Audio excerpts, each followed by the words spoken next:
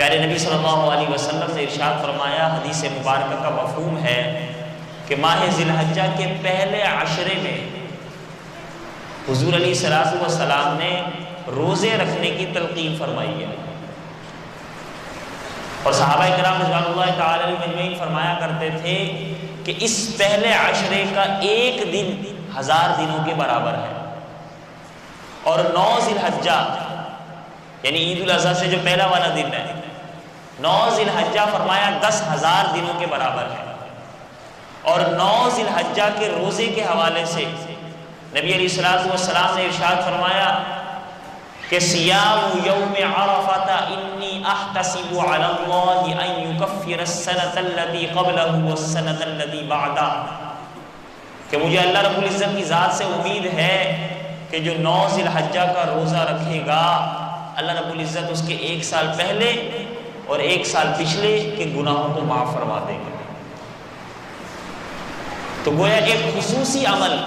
ماہ ذی الحجہ کے پہلے عشرے کا روزے رکھنا بھی ہے،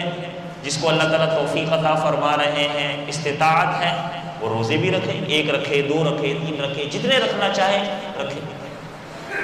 خصوصاً 9 ذی الحجہ کا روزہ۔ لیکن یہ 9 ذی الحجہ کے روزے کی فضیلت غیر حجاج کے لیے، یہ حجاج کے لیے نہیں ہے، یہ روزہ حجاج کرام نہیں رکھیں گے۔ آپ علیہ الصلوۃ والسلام جب حج فرما رہے تھے،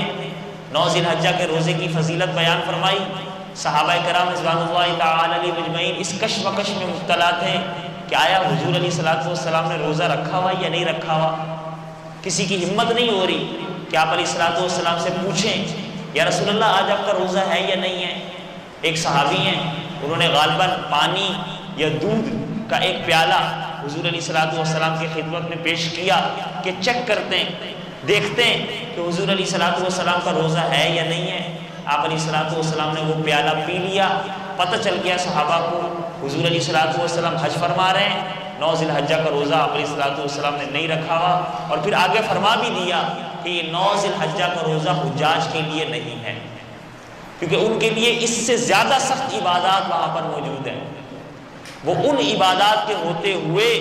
9 ذی الحجہ کا روزہ رکھنا ان کے لیے ممکن نہیں ہے۔ عرفات جانا، اتنی سخت گرمی میں اس روزے کو برداشت کرنا، پھر اللہ تعالیٰ نے تھوڑی آسانی رکھی ہے، لہذا اس وجہ سے انہیں منع کیا گیا۔ بہرحال تو میں ذکر یہ کر رہا ہوں کہ ماہ ذی الحجہ کے پہلے عشرے کی بڑی فضیلت ہے، اس میں ذکر الہی کے اہتمام کیا جانا چاہیے، اس میں تکبیرات تشریق کا اہتمام کیا جانا چاہیے، اس میں خصوصی نمازوں کا اہتمام کیا جانا چاہیے، اس میں اللہ کے ذکر کا اور اسی طریقے سے روزوں کا اہتمام ہمیں کرنا چاہیے، اور اللہ تعالی ہمیں ان تمام کی توفیق بھی عطا فرمائے، آمین۔